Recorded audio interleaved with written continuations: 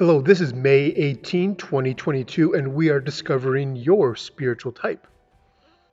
Today we're going to be talking about affective kataphatic. Not effective, but affective kataphatic. That's just a fancy way of saying a heart spirituality. And today we're looking at the bottom right-hand corner. If you look across the middle, you see it says kataphatic, which equals revealed. Go to the other side on the left, it says apophatic or mystery. So today we're going to be focusing on the kataphatic side, the side that where God is revealed. And down in the bottom right-hand quadrant, this is the heart spirituality. People who really love Jesus, they have a close relationship with Him. God is everywhere. They experience God in all things. That God is so present to them that they feel that and have an intimacy with God that they just want to share with others. And they can't understand why others aren't having this experience, why others aren't feeling this closeness.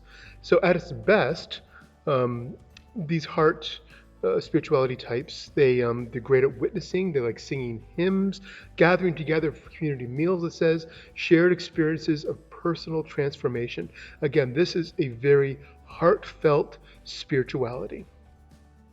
And the shadow side of this heartfelt spirituality is that they assume that everyone should have this, or that they are more advanced spiritually.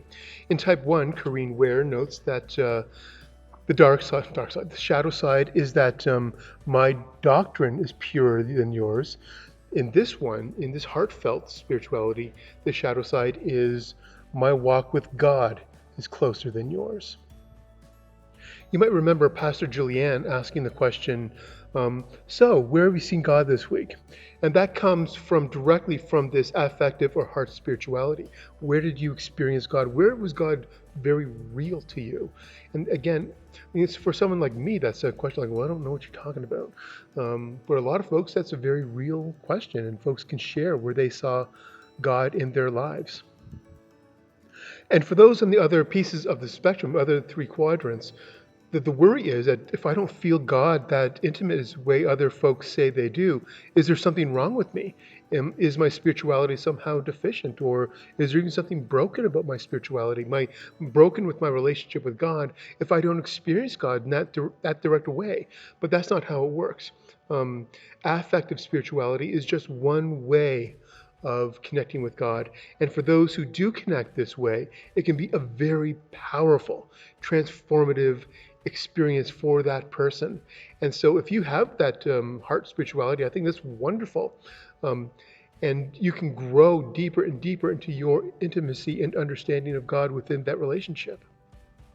And the danger, as I mentioned before, is thinking that this type of spirituality is the correct spirituality, that this is how we are all supposed to experience God and relate to God, have that relationship with God. That's where that language comes from, having a personal relationship with God. That's not biblical language, that's certainly not Lutheran language, but it comes from the affective spirituality.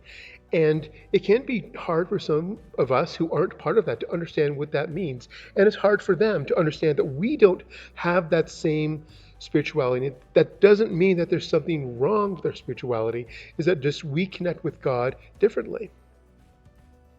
And you might notice that most of our praise hymns that we sing on Sunday morning that Yvonne shares with us, they very much fall into this bottom right-hand quadrant, affective.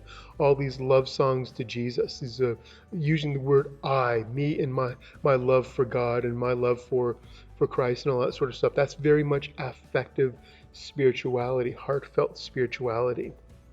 Where if you look at the hymns from the Lutheran hymnal, especially the old one, the green one, it's very much on the top right hand, the speculative kataphatic, the head stuff, because Lutheran doctrine, as I mentioned before, tried to get everything right, tried to make sure that people believed the right thing, that we had our doctrine correct.